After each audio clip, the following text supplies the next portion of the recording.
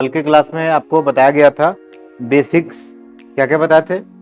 आपको बताया गया था रो के बारे में, हमने बताया था रो क्या होता है। कॉलम के बारे में बताया था कॉलम क्या होता है।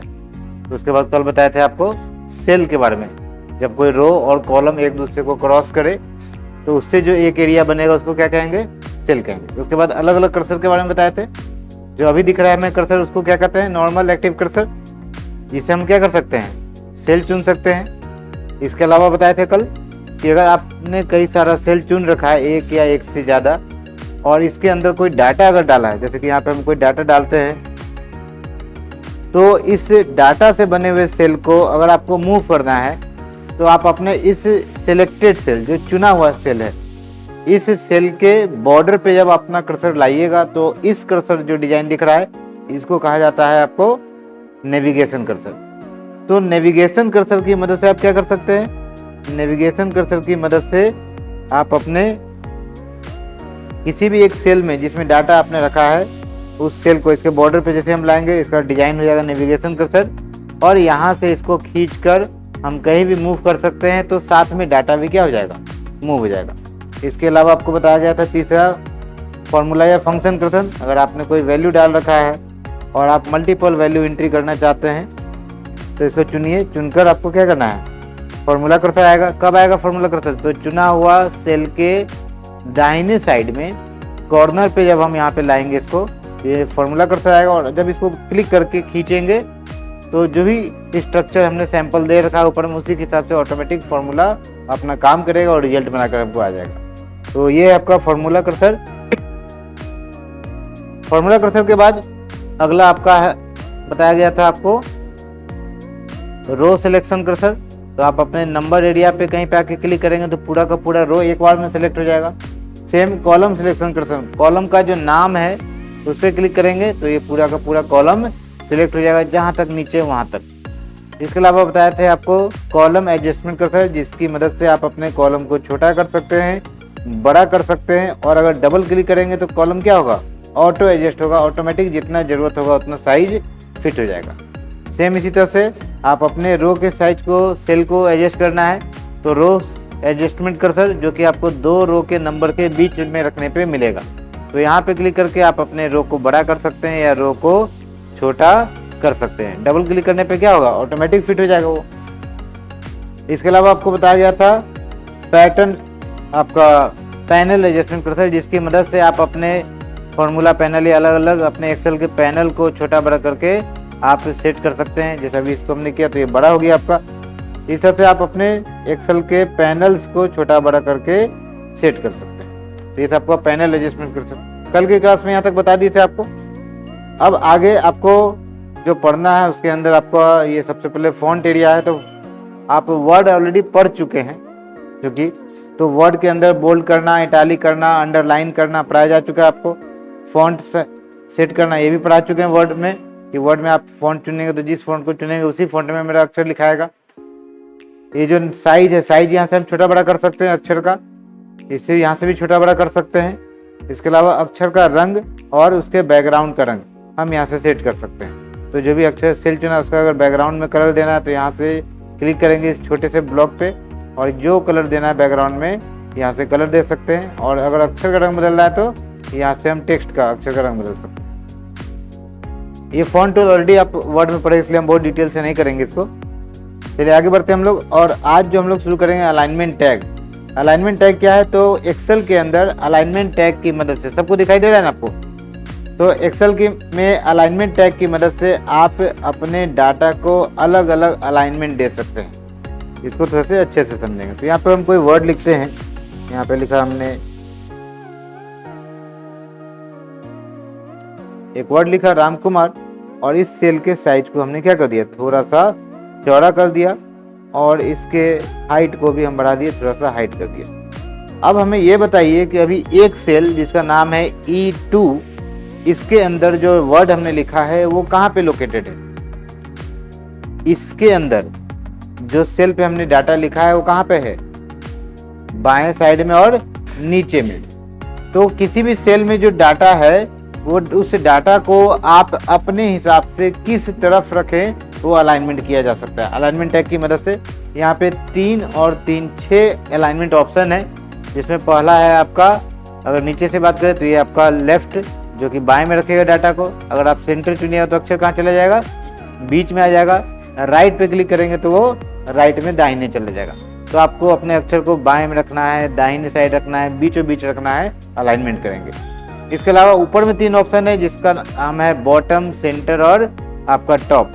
तो अगर आपको सबसे ऊपर रखना है तो टॉप में, मिडिल में रखना है तो ये मिडिल, और नीचे रखना है तो बॉटम में। तो अभी 3 और 3 6 ऑप्शन का इस्तेमाल करके आप 9 पोजीशन पे आप अपने एक्सेल के डाटा को, सेल को रख सकते हैं। यहाँ पे देखिए पहला ऑप्शन अगर हम टॉप चुन लें तो टॉप लेफ्ट, टॉप सेंटर और टॉप राइट। दूसरा अगर हम मिडिल चुने तो मिडिल लेफ्ट, मिडिल सेंटर और मिडिल राइट। और तीसरा अगर हम बॉटम चुने तो बॉटम लेफ्ट, बॉटम सेंटर और बॉटम राइट। तो आप अपने अक्षर को किस लोकेशन पे रखना चाहते हैं अपने मर्जी से चुन के अरेंज कर सकते हैं, ताकि आपका अक्षर उस सेल के अंदर उस पोजीशन पे रहे। इसके अलावा इसके आगे बढ़े तो इसके अगला जो टूल दिया हुआ है इसका नाम है ओरिएंटेशन। ओरिएंटेशन से क्या होगा, आप अपने अक्षर को किसी एंगल के रूप में, किसी खास डिग्री पे मोड़ के रखना चाहते हैं तो ओरिएंटेशन में जाएंगे। यहाँ पे कुछ ऑप्शन पहले से मिल जाएगा। अरेंज काउंटर क्लॉकवाइज, तो आपका अक्षर नीचे से ऊपर की ओर घड़ी की उल्टी दिशा में ऊपर उठा हुआ मिलेगा। दूसरा ऑप्शन है आपका अरेंज क्लॉकवाइज, तो ये घड़ी की दिशा में नीचे झुका हुआ मिलेगा आपको। तीसरा ऑप्शन है आपका वर्टिकल टेक्स्ट, तो ऊपर से नीचे की ओर, इसको थोड़ा डबल क्लिक करके हम इसको फिट करते हैं। तो ये देखिए ऊपर से नीचे की ओर अक्षर एक के नीचे एक लिखा मिलेगा। अगर आप यहाँ से चुनिएगा रोटेट टेक्स्ट अप, तो ऊपर की ओर लिखा मिलेगा और ये एकदम शब्दों के रूप में एक के नीचे एक नहीं रहेगा, लगातार रहेगा आपका। इसके अलावा आपका है रोटेट टेक्स्ट डाउन, तो ऊपर से नीचे की दिशा में रहेगा। और इसके अलावा फॉर्मेट सेल अलाइनमेंट का एक ऑप्शन दिया हुआ है, जिसकी मदद से आप अपनी मर्जी से कहाँ पे किस एंगल पे रखना है वो सेट कर सकते हैं। तो इस पर क्लिक कीजिएगा, ऑप्शन आएगा आपके पास फॉर्मेट सेल अलाइनमेंट का।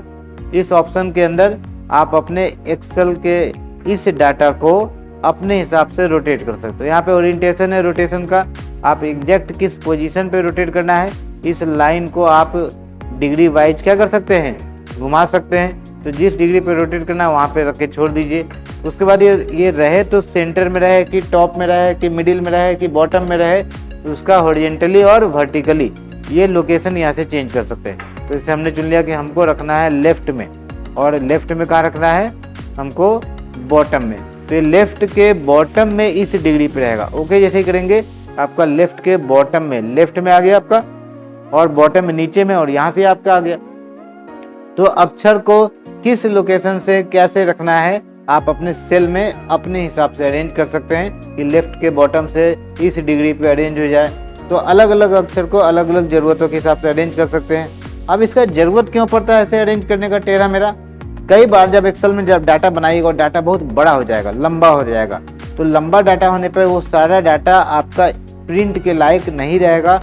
आपका जब डाटा बहुत ज़्यादा है तो सब प्रिंट नहीं कर सकते हम लोग चौड़ाई में। तो उसको अगर हम ऊंचाई में कर दें, वर्टिकल कर दें, लंबवत कर दें, तो उस केस में क्या होगा आपका, जैसे कि हमने यहाँ पे चुन लिया वर्टिकल टेक्स्ट, या वर्टिकल को इसको ना करके हम रोटेट टेक्स्ट डाउन कर दिए। इस केस में आपको ये कितना जगह लेगा, मात्र इतना ही जगह लेगा।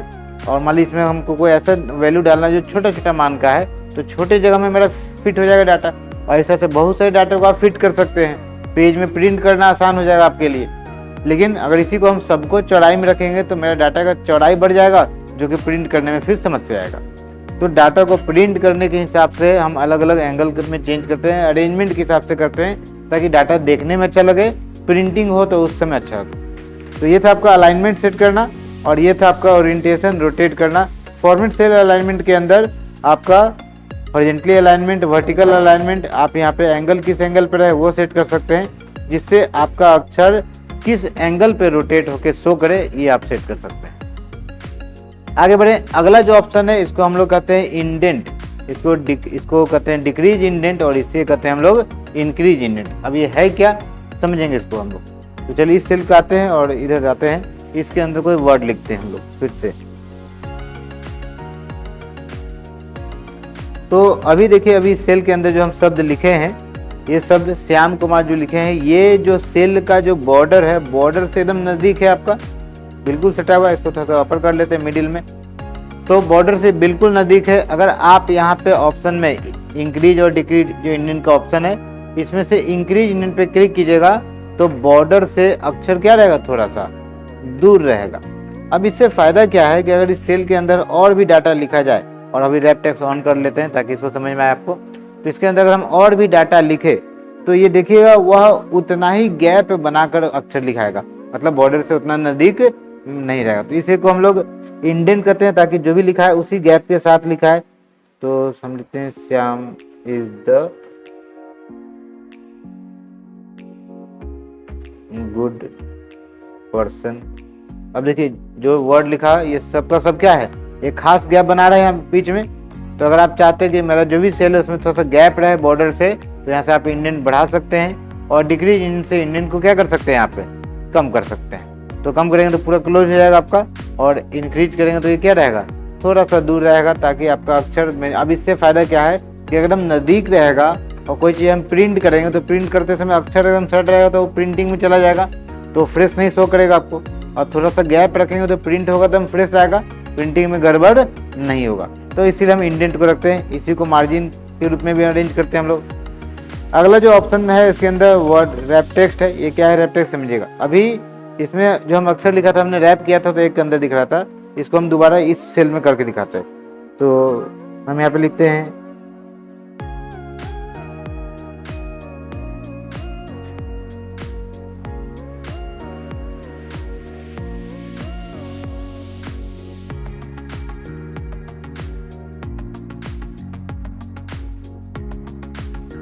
तो हमने लिखा the Indian economy runs on Excel. ये जो शब्द लिखा अभी देखिएगा तो ये कौन से सेल में लिखा रहा है, H4 में लिख रहे हैं हम लोग, H4 में लिखा रहा है ये सेल। और ये दिखने में क्या लग रहा है, दिखने में लग रहा है कि ये H के बाहर तक जा रहा है, H के अंदर है, I और J तक शो कर रहा है आपको, पर एक्चुअल में ये J I में नहीं लिखा हुआ है और ना ही J में लिखा हुआ है। कौन से सेल में लिखा हुआ है, H4 में ही लिखा हुआ है, पर दिखने में तो ये आगे की ओर जा रहा है। अगर आप चाहते हैं कि जो भी हम लिखें वो उसी सेल के अंदर रहे, उससे बाहर नहीं मूव करे, बाहर की ओर दिखे भी नहीं, तो आप रैप टेक्स्ट ऑन कर लेंगे तो जो भी सेल के अंदर ही अक्षर वो अरेंज हो जाएगा, नीचे में वो बढ़ेगा, वो बाएं या दाएं की ओर नहीं बढ़ेगा आपका। तो अगर आप किसी सेल को चुनकर और उसको रैप टेक्स्ट कीजिएगा तो जो भी अक्षर है, जो भी आपका उसमें डाटा है, वो उसी सेल के अंदर अरेंज हो जाएगा, नीचे में बढ़ेगा, आपको दाहिनी तरफ या बाईं तरफ नहीं इंक्रीज करेगा। तो अगर आप चाहते हैं जो भी अक्षर उसी के अंदर फिट हो जाए तो कौन सा ऑप्शन इस्तेमाल करेंगे, रैप टेक्स्ट इस्तेमाल करेंगे। अगला ऑप्शन है मर्ज एंड सेंटर। अब ये क्या है, तो मर्ज एंड सेंटर से क्या होगा, अगर आप बहुत सारे सेल को मिलाकर, जैसे यहाँ पे A B C D E F कई सारे सेल है, इनको अलग अलग सेल को मिलाकर एक सेल में कन्वर्ट करना है, तो मर्ज एंड सेंटर पे क्लिक कीजिए और वो सभी सेल मिल जाएगा आपस में। और अगर इसके अंदर कोई अक्षर लिखा रहेगा तो वो बिल्कुल ही सेंटर में अरेंज हो जाएगा। जैसे हमने लिखा क्लास 1, तो कहाँ पे जाकर अरेंज हो गया, सेंटर में आ गया एकदम, सभी सेल के बीच में आकर अरेंज हो गया। फिर से इसको हम करके समझते हैं। जैसे हम यहाँ पे कॉर्नर पे कोई अक्षर लिखा, हमने लिखा क्लास 2 और इसके ऊपर हमने बहुत सारे सेल को चुना, और चुनने के बाद अगर मर्ज एंड सेंटर करेंगे तो क्या होगा, ये तो पहली बात तो ये सभी सेल एक बन गया, एक सेल में कन्वर्ट हो गया, और दूसरा जो टेक्स्ट लिखा हुआ था कॉर्नर पे वो कहाँ जाकर अरेंज हो गया, सेंटर पर अरेंज हो गया। तो अगर आप चाहते हैं कि बहुत सारे सेल को मिला के सेंटर में करना है तो मर्ज एंड सेंटर चुनेंगे। इसके अलावा और भी ऑप्शन है मर्ज एंड सेंटर में, एक तो मर्ज एंड सेंटर है, इसके अलावा मर्ज अक्रॉस है, मर्ज सेल है और फिर अनमर्ज है। करके देखते हैं क्या क्या है।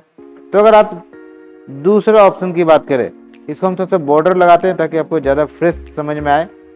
तो ऑल बॉर्डर दिखाई दे रहा है अभी सभी लाइन, और इसका अंदर सेल्स आपको डिक्लेयर अच्छे से हो रहा है। तो इसको हमने चुना, चुनने के बाद हम गए मर्ज एंड सेंटर ऑप्शन में, लेकिन मर्ज एंड सेंटर इस पर ना करके हमने क्या करेंगे, मर्ज अक्रॉस। तो जैसे मर्ज अक्रॉस करेंगे ये क्या होगा, ये सामने वाले सेल्स को आपस में क्या करेगा, मर्ज कर देगा। तो अगर आप चाहते हैं कि सिर्फ सामने सामने का सेल मर्ज हो आपस में और टोटल मर्ज ना हो तो चुनेंगे मर्ज अक्रॉस। लेकिन अगर इसी को चुनकर अगर आप चुनिएगा मर्ज एंड सेंटर तो ये सभी सेल को क्या करेगा, पहले मर्ज एंड सेंटर को ऑफ किया फिर दोबारा ऑन करेंगे तो देखिए सभी सेल मिलकर एक सेल में बदल गया। तो सभी सेल को मिलाकर एक सेल बनाना है तो मर्ज एंड सेंटर कर लीजिए, मर्ज भी हो जाएगा और अक्षर बीच में आ जाएगा। अगर चाहते हैं कि सिर्फ सामने सामने वाला सेल मर्ज हो, टोटल मतलब एक कॉपी पे जैसे आपका रो बना होता है कॉपी पे, हिंदी की कॉपी में जैसा, इस तरह से अगर करना है तो हम लोग क्या चुनेंगे, हम लोग चुनेंगे यहाँ पे मर्ज एक्रॉस चुनेंगे, तो सामने सामने वाला सेल आपस में मर्ज हो जाएगा। इसके अलावा दूसरा ऑप्शन है सीधे मर्ज ऑफ सेल्स, तो इसको चुनिएगा तो जो डाटा आपने लिखा है वो मर्ज तो होगा लेकिन वो सेंटर में नहीं जाएगा। इसको हम पहले जैसे अनमर्ज करके समझते हैं। तो जैसे हमने कोई डाटा यहाँ इस कोना पे लिखा, हमने लिखा फिर लिखते हैं क्लास 1 लिखा हमने, और इस सेल को हम मर्ज करेंगे इन सब को। तो मर्ज एंड सेंटर करने पे कहाँ जा रहा है, बीच में जा रहा है आपका, वापस अनमर्ज करते हैं। और अगर आप सीधे चुनिएगा यहाँ से मर्ज सेल तो ये फिर सेंटर पे ही अप्लाई हो गया, अनमर्ज। तो नॉर्मल आप मर्ज सेल करेंगे तो वो सेल मर्ज होके सेंटर में नहीं जाएगा, कहाँ जाएगा, नीचे अप्लाई हो जाएगा। तो मर्ज एंड सेंटर करेंगे तो अक्षर बीच में अरेंज हो जाएगा। सीधे मर्ज सेल करेंगे तो एरिया तो मर्ज होगा लेकिन आपका जो भी डाटा है वो उसी कॉर्नर में नीचे में आ जाएगा, बॉटम में आ जाएगा आपका। और बॉटम में इसलिए आ रहा है क्योंकि यहाँ पे देखिए अलाइनमेंट में मैंने पहले से क्या चुना हुआ है, बॉटम सिलेक्ट है। यही अगर सेंटर मिडिल सिलेक्ट होता तो मिडिल में आता, टॉप सिलेक्ट होता तो टॉप में आता और लेफ्ट में आता। तो जैसा आपका यहाँ पे सिलेक्शन होगा उसके हिसाब से वो अरेंज हो जाएगा। तो ये था मर्ज करना, और वापस पहले जैसा अगर सेल को करना है कि पहले जैसा हो जाए तो डाटा चुन के हम लोग क्या करेंगे, अनमर्ज कर देंगे तो ये पहले जैसा हो जाएगा। तो इस तरह से आप बहुत सारे सेल को कंबाइन करके हेडिंग वगैरह बनाना है, कुछ आपको वर्क करना है तो आप कर सकते हैं। ये था आपका अलाइनमेंट सेक्शन, मर्ज करना, रैप करना, इंडेंट इंक्रीज या डिक्रीज करना, अलाइनमेंट सेट करना और इंटेंशन सेट करना। आगे बढ़ते हैं, अगला जो एक्सेल में पढ़ना है वो है नंबर फॉर्मेट। और नंबर फॉर्मेट क्या है, तो यहाँ पे कई तरह का फॉर्मेट्स है। आप जब एक्सेल में काम करते हैं तो अपने डाटा को अलग अलग तरह के फॉर्मेट में अरेंज कर सकते हैं। चलिए हम जो भी हमने लिखा पहले इसको हम खत्म कर लेते हैं, डिलीट कर लेते हैं या क्लियर ऑल कर लेते हैं यहाँ से। अब हम नंबर फॉर्मेट की बात करेंगे।